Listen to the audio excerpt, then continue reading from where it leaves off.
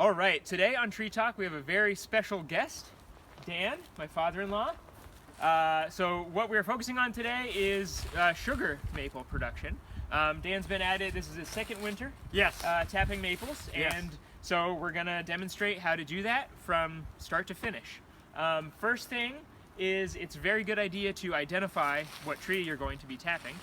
You really want a sugar maple. All maples will produce syrup, but the sugar maple has the highest sugar content in the sap that you're eventually going to boil down into syrup. So we have a sugar maple here that hasn't been tapped yet, so Dan's going to go ahead and demonstrate how to tap it. What do we need? 5/16 drill bit, a little black mark on there. Drill bit goes in 1.5 inches. You don't want to go any deeper. And then we pound the spile, which this one is plastic. The old ones are metal, but that's what we have. Okay, so we pick a nice spot in the tree, right? Yeah. And we drill at a slight upward angle. If you can see the black mark on the drill bit, very small black mark there. I marked that at 1.5 inches. Very slight angle, a little bit of pressure. Come out with the, we don't want to bind up any of the veins. So what we're doing here exactly is we are tapping into newly created sugars in the tree.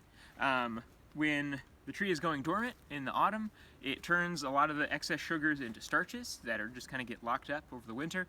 But when the temperatures start warming, that turns into more usable sugars that can be useful for the tree.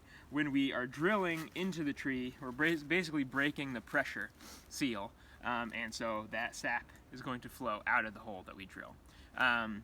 If you go into a tree, if you cut, a cookie, a slab out of a tree, cross-sectionally, a vast majority of that tissue is actually no longer alive. There's really only a couple cells right on the border of the tree, right towards the outside, that are actually living tissue. Those are transporting the sugars and the waters up and down the tree, and nutrients, things like that. And so that's one of the reasons why we don't have to go very deep into the tree, is because those tissues that matter are right towards the outside. We take our plastic tapping apparatus and a ball peen hammer, just what I like to use. Tap it in until it kind of bottoms out. And there we go. Easy. Now, when are we expecting the best run of sugar? ShopRite, you can go and get all the sugar That's the easiest, yeah. We expect that when the nights are cold and the days are warm. And that's, we've already missed 2 small tap runs, sap runs. There was a day or 2 here or there that the sap ran, and some people did make sap back in January. But right now we're gonna hope this week coming up, it's gonna be 50s. It might be a little colder in the morning, but it's gonna go up to 50s. Hopefully the sap will run, and we'll fill our 5-gallon containers that are sealed in a day or 2. Wonderful. Another thing, so we want a tree that's about 8 inches in diameter at the minimum. If you tap a tree that's smaller than that, that's the only time you're really going to run the risk of killing the tree or harming the tree. At this rate, relative to how much sugar is flowing in this, we're barely taking anything from it. But on a tree like this, 1 tap, if it was much bigger, multiple taps. Yeah, and a lot of people who are doing big, scale production have vacuum tubes, reverse osmosis machines. This is a lot simpler. You could just hang a bucket from a metal spile. That's kind of the classic way of doing it. Classic way. We don't like the classic way because a metal bucket has an open top, and who knows what's going to go in that top. All sorts of stuff. Yeah. So we use a closed container with a hole drilled in it, so only this goes in, and only sap goes in the container. And we'll show that in just a second, but you will note we're kind of on the edge of the woods here. We're hoping this will be a really good tree for production because it has a lot of light reaching that crown, and so there's a lot more surface area for leaf tissue, which is going to be where those sugars are going towards, is those buds for new growth here in the incoming spring. All right. So we have one that's tapped very similar area, and we'll walk over to that one, check it out. Sounds great. Well, I'm not sure what we're going to do. Yeah.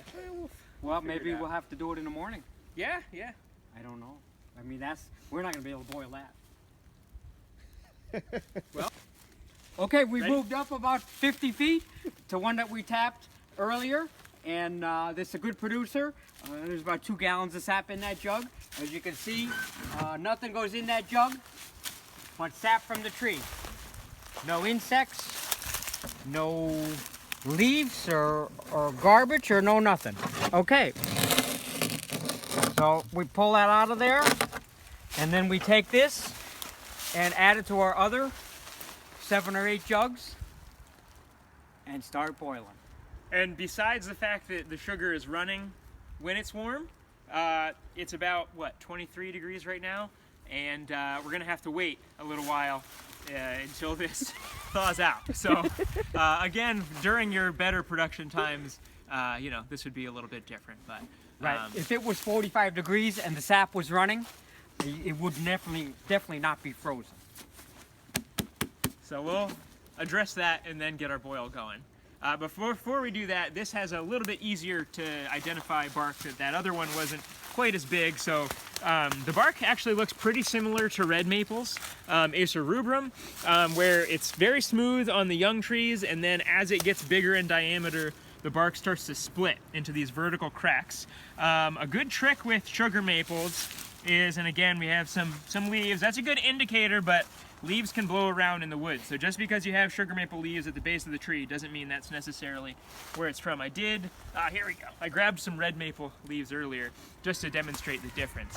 So you can see how much of a V shape the red maple is in comparison and how serrated the edges are. But additionally, the bark is pretty, has a trait that's kind of foolproof for identifying it. So these ridges that kind of turn into a lip, if you push on it and it doesn't break, it's very, very tough, thick, and durable.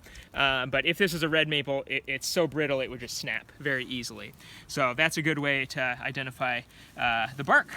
All right, well, at some point we'll be ready for a boil. Yes. So we'll cross that bridge. Yes, when we get to at it. a later date. Yeah. To be announced. Yeah. Okay, so it's a new day.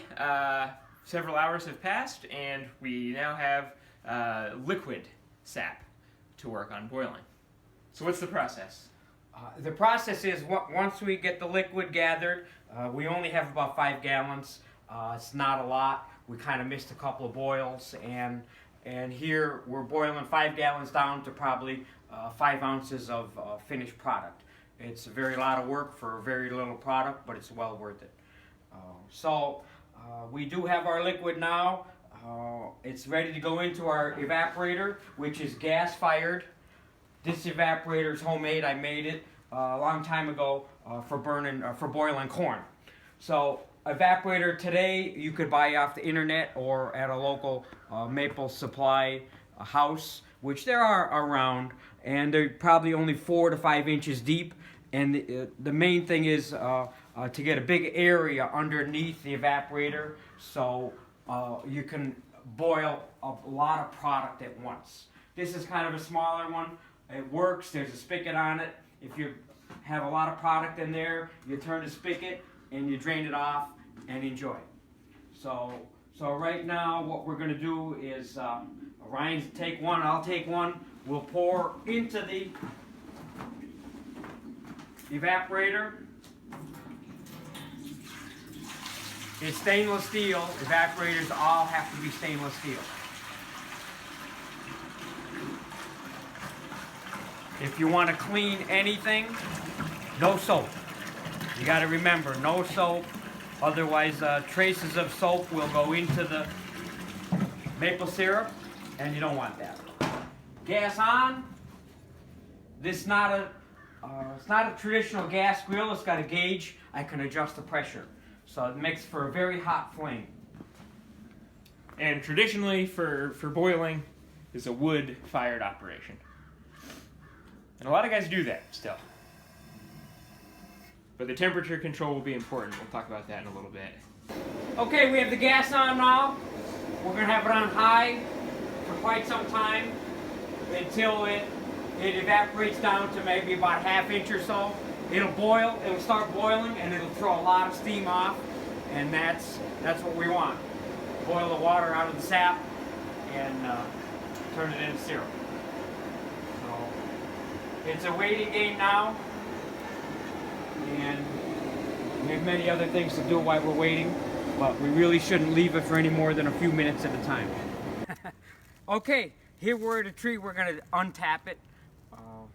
This wasn't a great producer, so we're going to move on to a different one. And you can see here where our tap is here. This is last year's hole. And it's roughly about a foot away and a little bit around. So last year's hole, the hole is still there. It heals itself. The hole will never close up, but it doesn't hurt the tree. So I'm sure within the next couple of years there'll be many other holes in trees. So that's not a problem. So we're just gonna get a little crowbar here and gently pry on that in a couple of spots. We got to remember it is plastic, so nice and easy. And there we go. And the hole will heal up, the tree will be fine, and we'll move on. And if we were to tap in the same line, beneath that, barely anything would come out, especially above it, because this is the tissue that's carrying things up and down the tree. Again, it's kind of right underneath the bark. And so if you're tapping right there, you're in that stream of tissue that has the scar tissue now on the inside.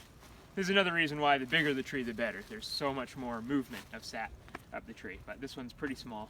Probably the minimum end for where you can tap. So that's why we're moving on, where it's not a great producer, so move on to a different tree. We'll get back to this one in 10-15 years.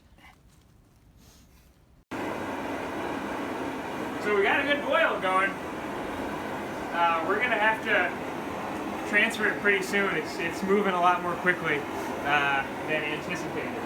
So once we get down to where the sugar content is getting pretty concentrated, there's a certain point that we don't want to overshoot. So by transferring it to a smaller, more fine-tunable apparatus for boiling, we're going to make sure we don't accidentally cook it too fast and burn it and then ruin the whole batch.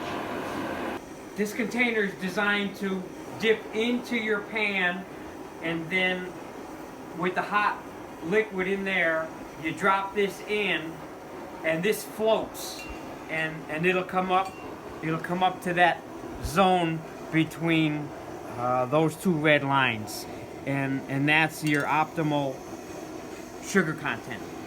And who designed that container? Well, this is a standard in the industry. I just happen to make this one, but you can buy this exact thing. I just made it because I can. So this you have to buy.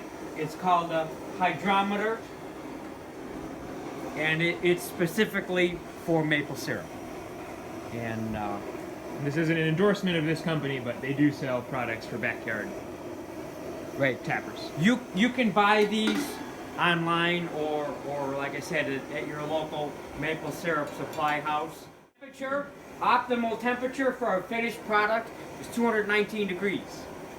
If it goes above even a degree or two, above 219, now you know that water boils at 212, so this product boils a little higher temperature. So if it goes to 220, 221, you're going to have maple candy. Although maple candy is great, it's not what we're shooting for today. And we do have a candy thermometer here, so we can easily check the temperature when we transfer. So what we'll do is when this boils down to maybe an inch, it was about this far, it's about here now, it'll boil down to about an inch. We'll transfer it into a smaller pot, also stainless steel, and we'll have a better idea of what's going on. And then we can put that candy thermometer in there and check that it doesn't go over 219 degrees. And we'll do that shortly. We're going to transfer it into the smaller pot now. We turn the heat on low, and we're going to open the spigot.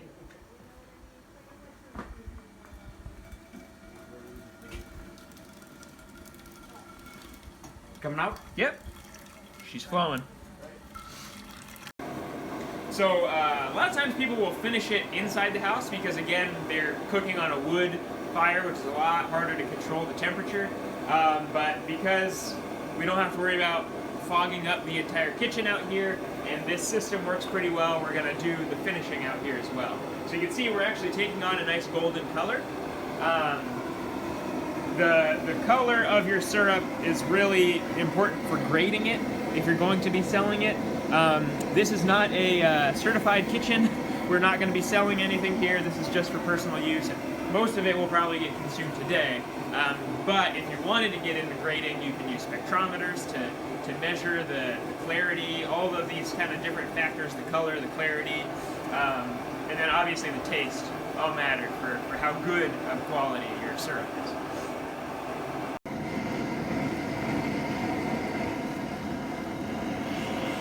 You could see we're down to maybe like 12, 16 ounces. It's got to go down a little bit further. Great. We want it right at 219. We're pushing the temperature to get store-bought quality thickness in an organic homemade maple syrup. With no cornstarch, no thickening. No thickeners. No. Yeah. Look at that. It's looking good. That It's color looking is good. beautiful. We're very close. You have to watch it very closely because it will turn very quickly. 5 gallons down to 6 ounces. See, that's a nice looking product. A nice Pennsylvania grade A amber maple syrup right there. All right. I think we're good to That's the go. boil. I think the pancakes might be done, and we'll filter this and let it cool down a little bit and enjoy. Feast. We're gonna strain it through a little maple syrup strainer in a funnel into a jar.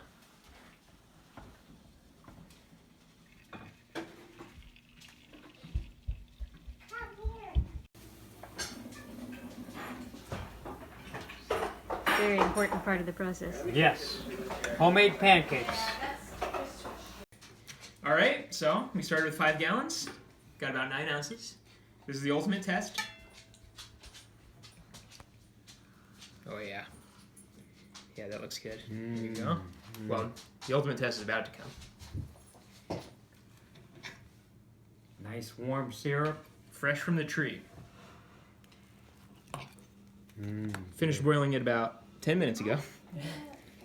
It took how long to boil that 5 gallons? 2 hours? 2 hours.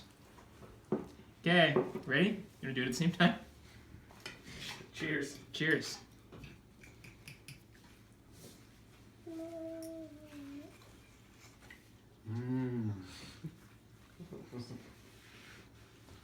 Impeccable. Terrific. Here we go. Well worth the effort. Great job, Brian Davis.